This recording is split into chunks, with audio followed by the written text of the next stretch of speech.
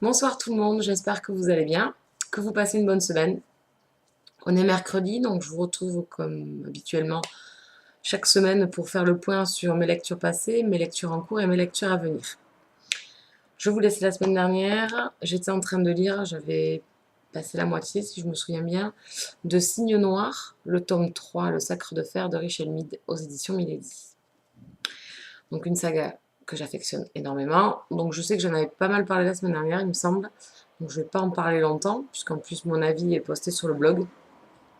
Donc je pense que j'y ai tout dit dedans, donc ça serait un peu me répéter. Je suis fan de cette saga. Un petit bémol, c'est qu'en fait je pensais qu'il allait avoir 5-6 tomes. Et en fin de compte, le prochain tome, donc le tome 4, sera le dernier tome de la saga. Donc c'est bien dommage parce que je trouve que sur les sagas de Richel Mead que je lis, donc j'ai lu 2 tomes de Succubus, un tome de Vampire Academy, et je trouve que c'est cette saga-là qui m'a le plus accroché par, par son écriture et par mais chaque page on tourne parce qu'il arrive toujours quelque chose, même si c'est pas forcément un fond d'action à chaque fois. Il arrive tellement de choses à l'héroïne, tellement de choses dans l'autre monde que mais du coup on fait défiler les pages. Donc, dans ce tome 3, on retrouve notre trio infernal, donc Kyo, Dorian et Eugénie. Donc, elle avait pris une décision à la fin du tome 2. Donc, on la retrouve au début du tome 3 avec l'un de ses chevaliers servants.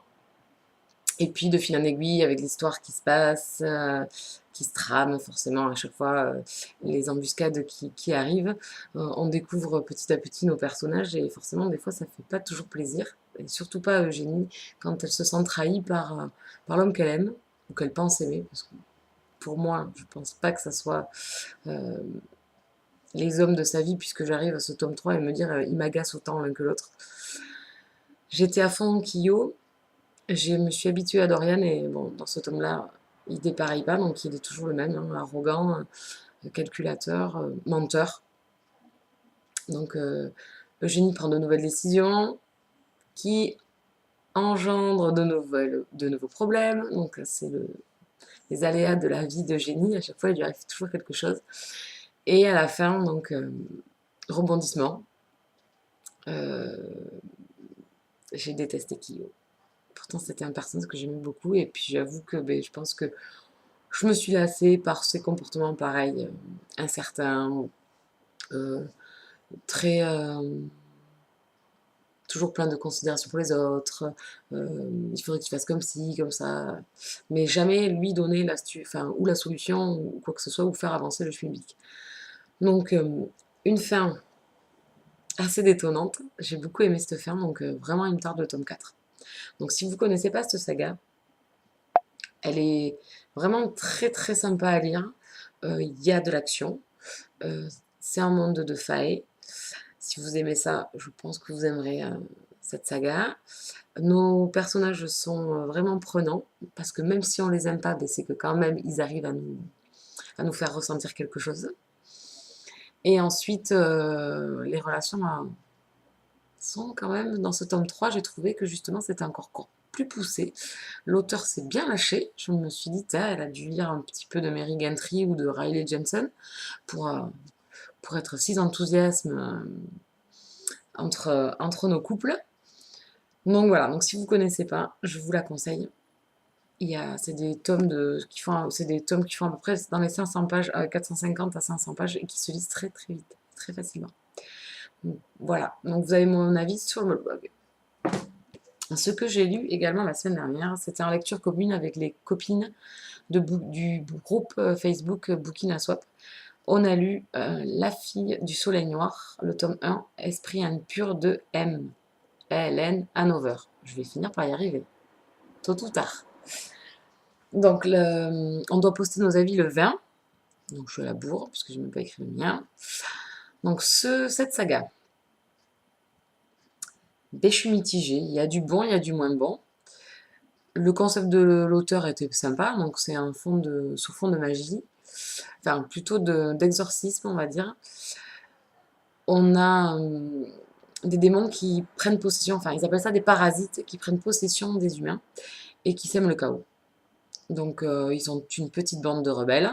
Donc Eric est l'oncle de Jenny, il décède lors d'une de ses missions et Jenny hérite donc de sa fortune et de ses ennuis, forcément. Donc elle plonge assez facilement dans cet univers. Donc c'est vrai que ça va très vite. Alors, ce que je reproche à ce livre, c'est que dans les autres sagas que l'on peut suivre, c'est-à-dire qu'on a une première partie du livre dans les 150 premières pages où c'est lent et on nous pose le schmilblick, et que dans la deuxième partie, ça s'accélère toujours et on est à fond la caisse dans la saga. Là, pas du tout. Tout va très vite dans la première partie. En milieu du livre, ça devient très très long, parce qu'on est dans l'attente de l'action, on est dans l'attente que merde, ça va vite vite que cette guerre, ils s'affrontent. Et puis d'un coup, les 70 dernières pages, eh ben, c'est reparti mon kiki, ça se démêle et notre héroïne est poussée dans l'action. Donc j'ai trouvé ça un peu dommage. J'ai pas trop compris pourquoi l'auteur avait procédé comme ça.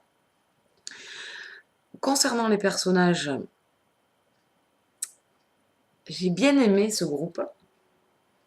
Donc Jenny est l'héroïne. C'est une humaine, tout ce qui est le plus banal. Mais je l'ai trouvée assez froide au niveau des sentiments qu'elle peut avoir envers les personnes.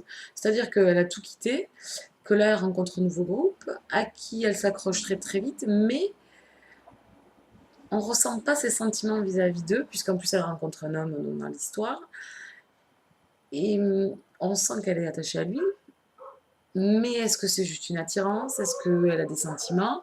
Alors par ses actes, on a l'impression qu'elle en a. Le personnage masculin, moi, m'a bien plu, même si lui, pareil, on ne sait pas trop en fait ce qu'il pense. Hein. Est-ce que c'était juste comme ça? On ne sait pas. Donc en fait, l'auteur met en place des personnages, mais ne les approfondit pas. Alors est-ce que c'est fait exprès justement pour que ça nous donne envie de lire le tome 2? Je pense que oui, parce que moi, c'est l'intérêt que j'y trouve, moi, à lire le tome 2, parce que ce tome 1 aurait pu... Lucie a soulevé la chose que ce tome 1 aurait pu se suffire à lui-même. Donc j'ai envie quand même de connaître ce qui va arriver à nos héros, donc surtout dans leur relation entre eux. Donc un des personnages qui m'a beaucoup plu, c'est Midian aussi, c'est un des personnages masculins qui m'a fait beaucoup rire, qui cuisine beaucoup, qui est tout le temps en train de cuisiner. Donc l'auteur revient tout le temps, sans cesse, sur les repas. Donc on a droit aux détails sur la nourriture. Donc je me suis dit, ça y est, elle nous fait un master chef. Donc c'est le petit toc de l'écrivain, je dirais. Euh, Beaucoup d'auteurs font ça, ou répètent souvent des mots dans leur saga, où leurs personnages ont des tocs, enfin, ou des choses qui répètent. Jean dans L'exécutrice, elle compte souvent, et ils boivent beaucoup de chicorée, et là, c'est la cuisine. Donc ça m'a fait pas mal rire. Donc l'intrigue et l'univers est sympa.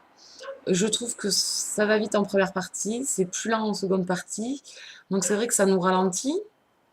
Après, l'écriture de l'auteur est très sympa, donc c'est vrai que moi j'ai pas eu trop de soucis. Une fois que j'ai commencé, ben, même si ça a ralenti à un moment donné, ben, j'ai continué parce que ben, il y avait les personnages. Donc voilà, donc mitigé parce que ça sort pas de l'ordinaire, on sort pas transi d'extase après notre lecture, mais on a quand même envie de lire le tome 2. Voilà, pour les personnages, pour savoir ce qui va leur arriver et les choix qu'ils vont faire. Donc c'était La fille du soleil noir. Je crois que ma caméra bug énormément, mais je refais pas parce que j'en ai ras-le-bol de toujours recommencer mes vidéos 10-15 fois, c'est pénible. Donc je suis en train de lire le tome 2 de L'âme de la nuit, Transcendance de Maria Jo Romale. Donc si vous vous souvenez bien, j'avais lu le tome 1, ça s'appelait Nitessence. Donc là, l'auteur m'a envoyé ce tome 2. Donc j'ai à peine commencé, donc je ne vais pas vous en parler beaucoup cette semaine. J'ai à peine lu 30 pages. Donc il me tarde de retourner dans cet univers. Donc dans cet univers, on a une guerre entre les Devas et les Asuras. Pour faire bref, ça serait une guerre entre les anges bons et les anges mauvais. Donc entre les anges blancs et les anges noirs. Et au milieu se trouve notre héroïne, donc une humaine. Pas si humaine que ça. Et donc il y a une histoire d'amour entre elle et un des personnages du livre, donc Digan. Donc je vous en dirai pas trop. J'avais beaucoup aimé le tome 1, c'était une belle découverte parce que l'univers est très sympa et l'écriture de l'auteur est très très addictive. Elle écrit très très bien. Franchement, elle écrit très très bien. On est bien dans notre lecture. C'est une écriture un peu fine, bien recherchée. Donc c'est vraiment très agréable. C'est pas très long, donc c'est vrai que ça va vite. Donc j'espère que dans ce deuxième tome, eh bien, les choses vont s'accélérer pour nos deux héros. Donc il me tarde de continuer. Donc ce que je compte te dire ensuite, j'en parle de ce livre depuis. Hein, ça y est, je vais le lire. Je vais lire Le Protectorat de l'Ombrelle, une aventure d'Alexia Tarabotti, le tome 1 Sans âme de Guy Garriger, édition Livre de Poche. Il me tarde de lire ce livre depuis un moment, puisque je le vois pas mal traîner sur la blogosphère. Il me tente déjà avant, mais grand format, pas trop. Enfin, c'était des formats un peu bâtards, je crois. Je l'avais vu en grande surface. Enfin, un espace culturel. Donc il me tentait, il était dans ma wishlist depuis pas mal de temps. Puis il est sorti en poche, donc là je l'ai vu sur toutes les vidéos de la blogosphère. Donc ça y est, je le lis. C'est ma prochaine lecture. Voilà, donc j'en ai fini de mes présentations. Sinon, j'ai La fille du soleil noir donc à poster et surtout à écrire. J'ai toujours mon avis de Petit Changeling, le tome 3 que j'ai adoré, toujours à écrire également. Je l'ai commencé mais pas fini. Qu'est-ce que j'ai d'autre à vous dire? Mais pas grand-chose. Je tiens le coup au niveau de mes achats. J'ai pas fait ma vidéo sur mes achats de fin juin, qui sont arrivés courant du mois de juillet. Donc peut-être dimanche si je suis en forme. Sinon, la semaine d'après. L'article est prêt, mais il n'y a que la vidéo à tourner. Voilà, mais je vous embête pas plus longtemps. Je vous fais de gros bisous. Je vous souhaite une bonne soirée, une bonne fin de semaine, et je vous fais de gros bisous. Ciao!